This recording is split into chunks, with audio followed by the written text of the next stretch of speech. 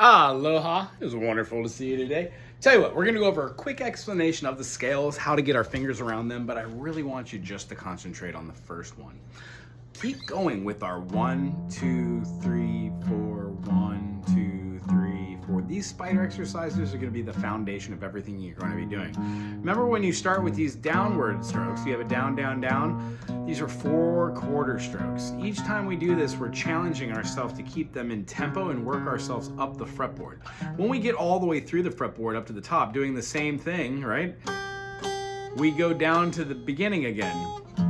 We do this over and over again. If we start with one type of root, we could go down, up, down, up, down, up, down, up. Maybe the next time do all up, up, up, up, up, up, up, up, up. We can even train ourselves to do something like holding the note, play it, tap 2 or 3 other notes, play it again.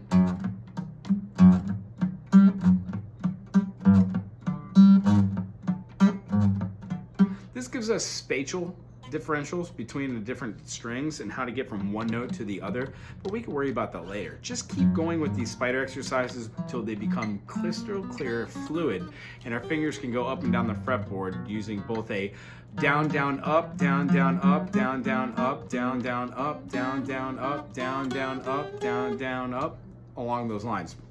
That's called economical picking, and then alternate picking is what we've been working on. It's the most effective one. Up, down, up, down, up, down, up, down, or down, up, down, up, down, up, down, up. Do those spider exercises every day, 5 minutes here and there when you go to bed, before you, when you wake up. It will really help and form a little bit more muscle memory. Other than that, take every single concept of a 1-3-5, 1 flat 3, 1 flat 3 flat 5, and 1 3 sharp 5, which is a major, minor, diminished, and augmented, and then we will work from there. We should have a pretty good understanding of a C major, D major, E major, F major, G major, and then having a diminished, after that, having your majors, having a C minor, D minor, E minor, F minor, G minor, A minor, and then we would have a diminished there generally. So knowing all your diminishes, having like a B diminished, a C diminished, a C sharp diminished, a D diminished, E diminished, F diminished, F sharp diminished, stuff like that.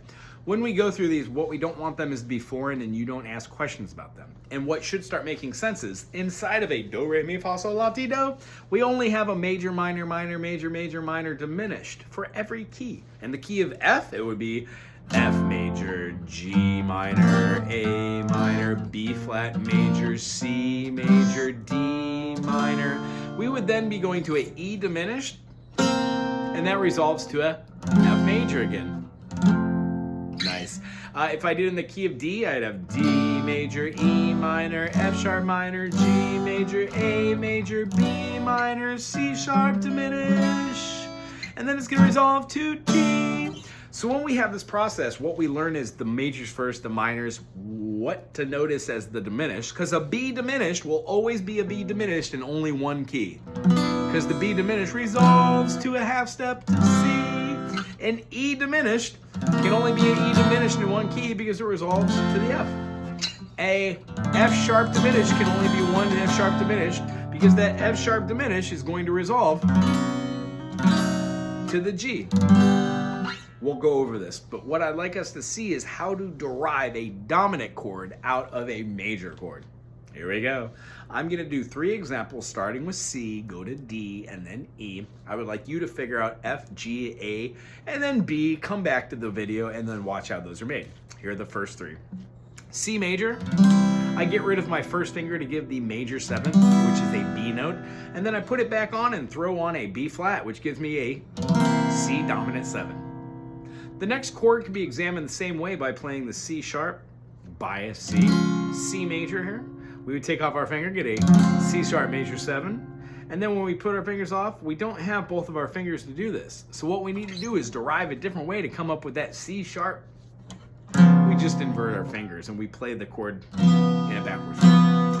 D major 7. We're moving this D note to a C sharp and then inevitably to a C to get a D7 or a D dominant 7. I would like for you to try and figure out maybe the D sharp D major 7, D sharp, dominant 7. E major is the next one that we should check out. I hope you paused the video and now you're back. E major, we're going to get rid of this note, put it down near here to have an E major 7. We can also put our pinky up here on the 4th fret, but that's a big stretch. But we can.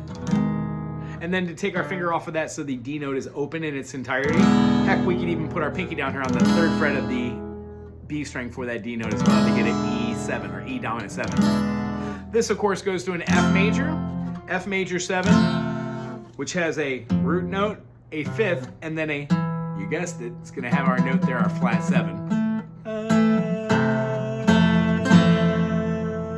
Our same thing with the F sharp major 7, F sharp dominant 7, G major 7. Notice how I left my pinky on and I took it off, and then I scooched that over for a G dominant 7 or a G7. Again, we can do the bar chord, play the the G sharp or the A flat like this. But that then leaves this not really being able to do this kind of switch over number. So what we do is we really come up with an alternative to do that. I would much rather see that it's just being the same as our G major in a bar chord or our F major in a bar chord, utilizing that A flat major 7 like that. A major is going to look like this. We're going to drop the A down to a G sharp, which gives us a backwards triangle. Kind of looks like our D7. Pinky goes all the way out on the 4th fret like this. And then to make an A7, we could drop that down to the G note from the G sharp to the G and then open up that string to get just our bookends and then that note for an A7. Of course, B flat major is going to go to B flat major 7, which looks exactly like the A major 7, just up with a bar chord, which is why we learn how to play our chords in teeter-totters to scoot them up. And then that would bring us full circle to a B major 7, B major 7, and then a B dominant 7, and then full circle to our original. C major 7, C dominant 7, C major 7, C dominant 7. These would be where we would lead into inversions. This works in tandem with this concept. C major can be played a scale of a Do, the 1, with our 3rd finger, 3rd fret on the A string to give us a C note. We're going to take our pick and play the open string above us to get a D note, but we want to make sure that we know that the D is on the same string and it's relative. That's what we tune with. Then we're going to take our 2nd finger and play the 2nd fret on the D string for an E note. We're going to then place our 2nd finger, which was on the C, to the F note, which is a half step away. It's the first half step out of our movements of a whole step, half step. F is going to go to G, but rather than moving the finger anywhere, let's just keep the finger there and then play the G while the F is still on there. Then moving our finger in tandem to move it up to the A, which comes after the G, same fret, same finger used before for the E. Then going to play the B note open while keeping our finger on the actual A note there, and then move our 1st finger to play the C. This movement of Do, Re, Mi, Fa, Sol, La, Ti, Do will be your C major. C, D, E, F, G, A, B, C. When you go to a D minor, you will still have a C, D, E, F, G, A, B, C, except you will start with the D. D, E, F, G, A, B, C, D. Add a note. When we go to E minor, we'll have that same E. E, F, G, A, B, C, D, E.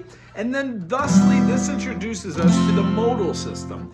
F, G, A, B flat, C, D, E, F.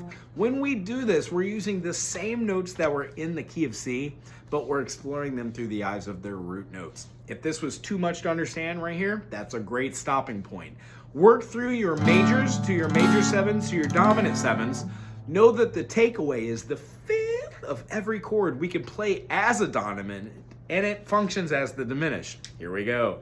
G major, A minor, B minor, C major, D major, E minor is the minor 6. My minor 7 is going to be a F sharp diminished, which is a bar at the 2nd. 2nd finger on the 3rd fret of the C, using the 3rd finger and 4th finger to play the B string and the D string, we get, which resolves La to G. But rather than even playing that, if we didn't want to play that F sharp diminished, we can play a D7. and it functions as a diminished. I hope that was great for us. Work on that this week and work on the do, re, mi, fa, sol, la, ti, do, trying with a down, down, down, down, down, down, down, down, down, down, down, down, down, down, down. The same sort of structure we would use for the spider exercise. 1, 2, 1, 2, 1, 2, 1, 2, 1, 2, 1, 2, 1, 2, 1, 2, 3, 4, 5, 6, 7, 1, 1, 2, 3, 4, 5, 6, 7, 1, 1, 2, 3,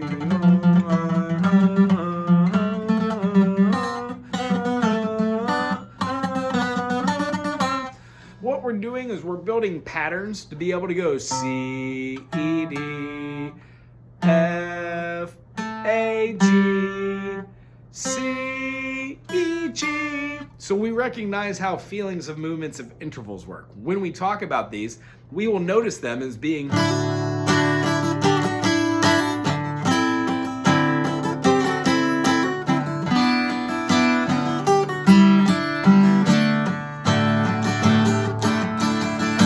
part of the chords and progressions that we're already doing, except their individual notation put over the top of chords we're going to be learning.